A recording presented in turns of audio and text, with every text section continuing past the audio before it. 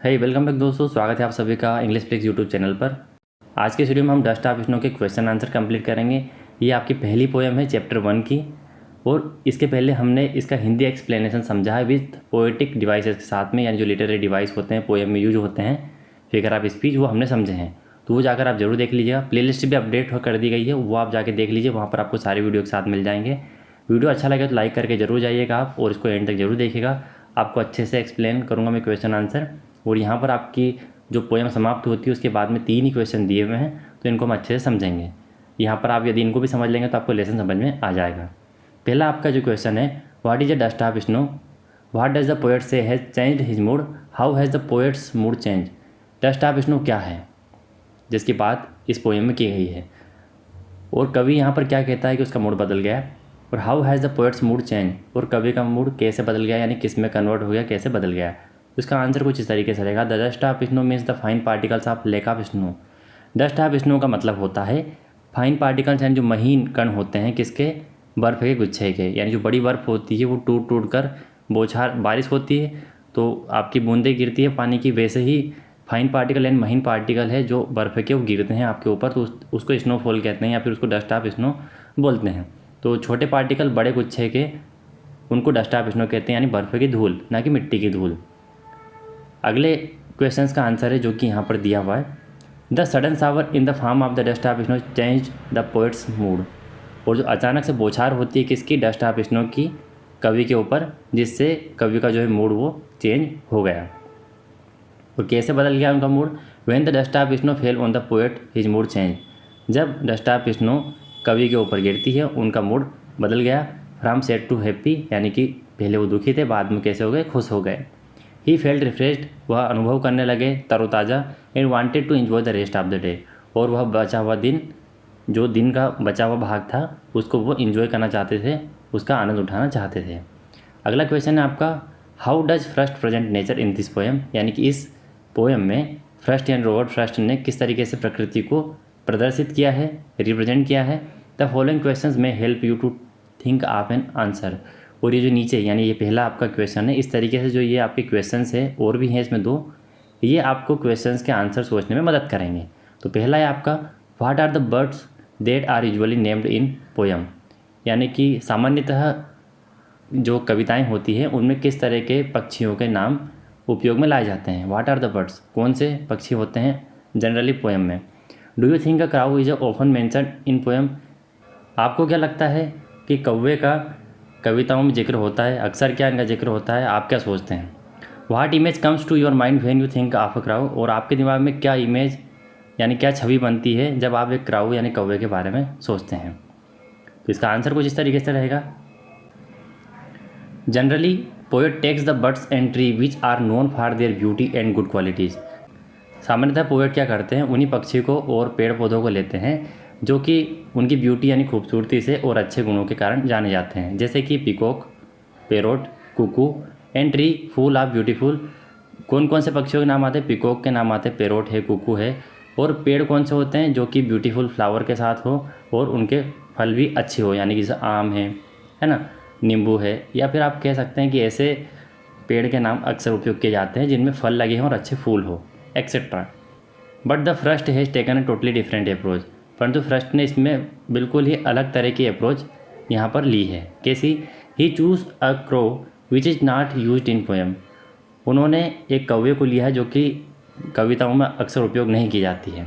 कविताओं में तो अक्सर अच्छे अच्छे पक्षियों के नाम उपयोग किए जाते हैं। Crow is black in colour with very harsh voice, कौवा जो है वो कलर में कैसा होता है, काला होता है, और उसकी आवाज़ भी कैसी होती है, हार्श होती है, कड़क होती है। And it believed to be a symbol of bad omen, और यह क्या माना जाता है, ऐसा माना जाता है कि यह एक अपशगुन का प्रतीक है। Thinking of a crow brings very depressing and sorrowful picture to our mind, यानी कि कौवे के बारे में सोचना क्या लेकर आता है, एक उदास और दुख भरी पिक्चर हमारे माइंड में लेकर आता है। यानी कि क्रो के बारे में सोचने से ही एक सोरोफुल पिक्चर यानी दुख भरी पिक्चर और उदासी जो है वो हमारे माइंड में आ जाती है।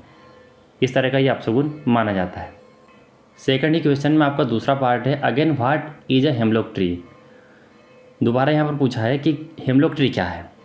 Why does not the poet write about a more beautiful tree such as a maple or an oak or pine. अब यहाँ पर कवि ने और भी जो खूबसूरत पेड़ हैं उनके बारे में क्यों नहीं लिखा, जैसे कि मेपल है, ओक या फिर पाइन है, मतलब उनके बारे में क्यों नहीं लिखा, यहाँ पर हेमलॉक ट्री को ही क्यों लिया, जो कि एक पॉइजनस ट्री है यानी जहरीला पेड़ है, उसका यहाँ पर जिक्र क्यों किया है। उन्होंने अच्छे खूबसूरत पेड़ों के नाम यहाँ पर क्यों नहीं लिए हैं, जैसे कि मेपल, ओक या फिर पाइन। तो यहाँ पर आंसर कुछ इस तरह का रहेगा, a hemlock tree is a poisonous plant with small white flower. एक हेमलॉक ट्री कैसा होता है, जहरीला पौधा होता है या फिर पेड़ होता है जिसमें छोटे सफ़ेद फूल होते हैं। The poet Robert Frost did not choose to use an oak, maple or pine tree, instead he choose the hemlock tree. तो यहाँ पर जो रॉबर्ट फ्रॉस्ट है वो ओक, मेपल और पाइन के ट्री नहीं लेते हैं, इसके बजाय he choose the hemlock tree, वह हेमलॉक ट्री को चूज़ करते हैं। And left all the beautiful trees present in the world, और वो सारे ब्यूटीफुल यानी खूबसूरत जो पेड़ होते हैं इस संसार में एग्जिस्ट करते हैं उनको छोड़ देते हैं। Actually he did so to present his mood and feeling.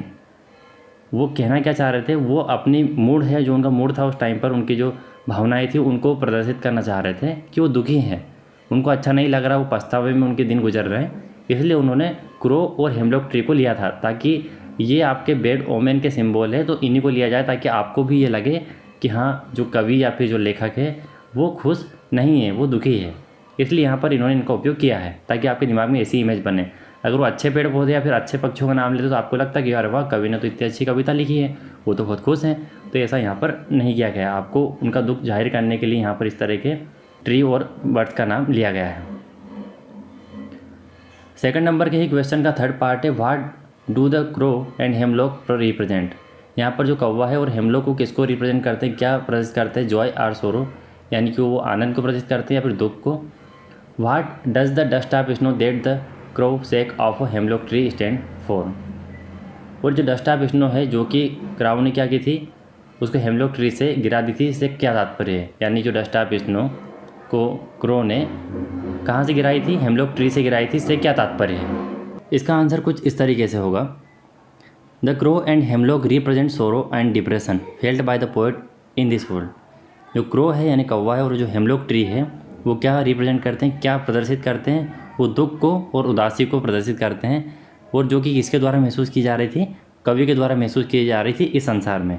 इस संसार में कवि के द्वारा जो दुख और उदासी महसूस की जा रही थी उसी को कौवा और हेमलॉक ट्री यहाँ पर रिप्रेजेंट करते हैं। The dust of snow is the symbol of natural Joy and energy. तो डस्ट ऑफ स्नो वो किसका प्रतीक है, वो एक नेचुरल यानी कि प्राकृतिक आनंद का प्रतीक है, यानी जोश भर जाता है। जैसे ही आपके ऊपर बारिश होती है, नॉर्मल सी सामान्यतः बारिश में भी आपको अच्छा लगता है, वैसे ही जब डस्ट ऑफ स्नो यदि होती है तब आपको अच्छा लगता है, क्योंकि यह नेचुरल यानी कि प्राकृतिक रूप से आपको आनंद प्रदान करता है और आप में एक एनर्जी भर देता है। The dust of snow that the crow sex of hemlock tree means passing through the sad and depressing moment, the poet is entering into the time full of Joy and optimism. Dust of snow जो कि crow कहाँ से गिरा देता है, hemlock tree से गिरा देता है, जिसका मतलब यह है कि जो दुख है और उदासी वाले पल है उनमें से कवि क्या कर रहा है, कवि किस समय में इंटर कर रहा है, कवि आनंदपूर्ण और आशावाद वाले समय में इंटर कर रहा है। यानी कि इस बर्फ़ के कवि के ऊपर गिरने से या फिर क्रो हेमलॉक ट्री से जो बर्फ़ को गिरा देता है कवि के ऊपर, ऐसा करने से जो उदासी वाले पल है और दुख है उससे कवि अच्छे वाले आनंदपूर्ण और आशावादी समय में प्रवेश कर रहे हैं। थर्ड नंबर का आपका क्वेश्चन है, have there been times when you felt depressed or hopeless. क्या कभी ऐसा समय आया है जब आपने उदास या फिर निराश महसूस किया। Have you experienced a similar moment that change your mood that day. क्या तुमने भी ऐसा ही कोई पल अनुभव किया है जिसने उस दिन तुम्हारा मूड बदल दिया, यानी क्या आपकी लाइफ में भी ऐसा कोई पल आया है जिसने उस दिन आपका मूड बदल दिया हो। तो इसका आंसर कुछ इस तरीके से हम अपनी भाषा में दे सकते हैं, जैसे कि yes there have been many times when I have felt depressed and hopeless. हाँ, ऐसा कई बार हुआ है जब मैंने कैसा उदास और निराश महसूस किया है। On one occasion when I was very upset. एक अवसर की बात है जब मैं बहुत दुखी या अपसेट था। I went out for walk. मैं वॉक के लिए गया, जैसे कि हम टहलने चले जाते हैं वैसे ही। While walking in the footpath area, जबकि मैं फुटपाथ एरिया पर क्या कर रहा था, वॉकिंग कर रहा था, टहल रहा था। आई सा child playing with puppy and feeding him. मैंने एक बच्चे को देखा जो कि खेल रहा था किसके साथ, पपी यानी जो छोटा बच्चा होता है कुत्ते का, उसको पपी कहते हैं। और वो उसको क्या कर रहा था, खिला रहा था, उसके साथ खेल रहा था और उसको खिला रहा था। फीडिंग यानी उसको खिला रहा था। The little Joy that's they share change my mood and I felt very happy for the rest of the day. और ये जो छोटा सा आनंद जो है वो एक दूसरे के साथ शेयर कर रहे थे, यानी बच्चा उसके साथ खेल रहा था और उसको खिला रहा था, वो एक दूसरे के साथ अपनी खुशी शेयर कर रहे थे। इससे क्या हुआ, मेरा मूड बदल गया और शेष बचे हुए दिन या रेस्ट ऑफ द डे मैंने अपने आप में खुश महसूस किया, मैं खुश रहा उस पूरे दिन। आई होप दोस्तों वीडियो आपको काफ़ी पसंद आया होगा। वीडियो पसंद आया हो तो लाइक ज़रूर कीजिएगा, साथ में अपने दोस्तों में शेयर कीजिए, उस व्हाट्सएप ग्रुप में शेयर कीजिए जिसमें आपके दोस्तों की पढ़ाई चलती हो इसी क्लास से सिमिलर। और आपके कोई सवाल हो तो आप मुझसे इस इंस्टाग्राम आईडी पर डायरेक्ट मैसेज करके पूछ सकते हैं। Stay tune and keep watching.